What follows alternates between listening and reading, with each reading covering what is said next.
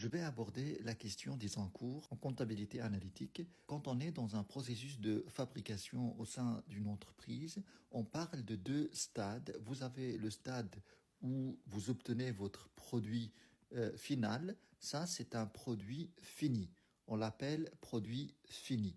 Mais avant d'achever ce produit, avant d'atteindre cette étape-là d'un produit fini qui va être destiné à la vente, on a passé par plusieurs étapes. Donc, on a passé par des produits semi-finis ou bien ce qu'on appelle en comptabilité analytique des encours de production. Et le problème quand on a dans un stock des produits finis et des produits en cours de fabrication, on se trouve avec la difficulté de calculer le coût de production total au sein d'une période. Si on considère par exemple que ici on a une entreprise qui fabrique des chaises et dans sa comptabilité analytique, une période c'est un mois. On va dire par exemple que ici on a février, ici on a mars. Alors au cours de la période de février, ici le morceau que vous voyez ici, ce n'est pas un encours de production parce que ça va se fabriquer pendant la période.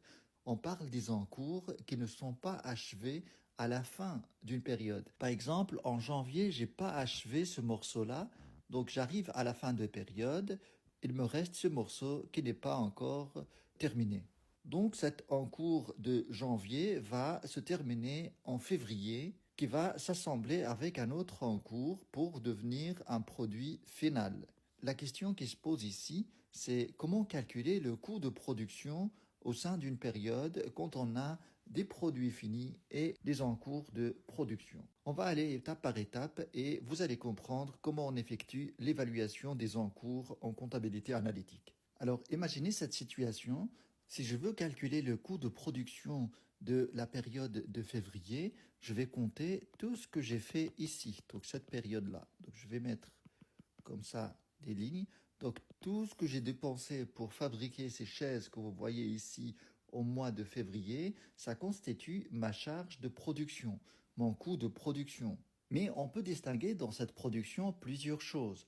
Vous avez d'abord les produits qui sont commencés au début de février, au début de la période, et sont achevés pendant cette période-là de février. Dans ce cas, on parle des 3 chaises plus ce morceau-là qui va être achevé en fait pendant cette période de février. Donc là, je vais compter pour ce terme-là, donc cette période-là.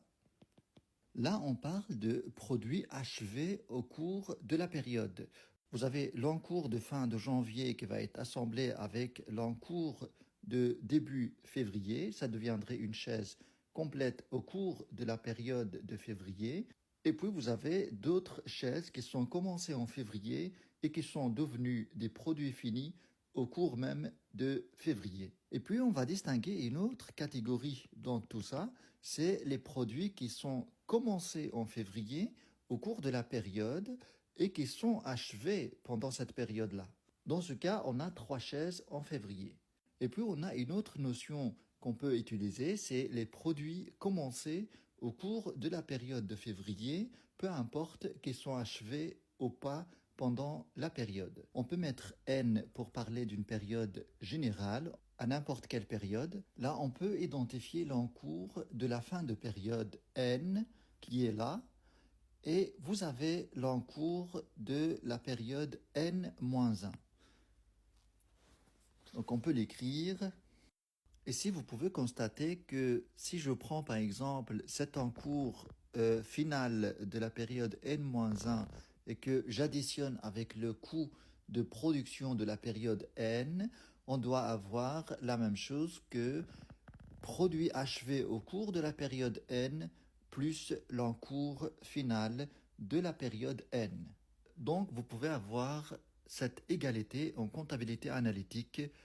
Donc, je résume. Vous avez le coût de production des produits finis plus l'encours final est égal à l'encours initial plus la charge ou bien le coût de production de la période N. Donc, si je veux calculer le coût de production des produits finis au cours de la période N, je fais tout simplement l'encours final plus le coût de production de la période moins l'encours final. Donc je soustrais ça. Donc ça est égal à ça plus ça moins ça. C'est ce que vous avez en comptabilité analytique. J'espère que c'est clair de cette manière. Voilà, je m'arrête là. Si ce n'est pas le cas, n'hésitez pas de réagir en commentaire. Merci d'avoir regardé ces explications et à très bientôt.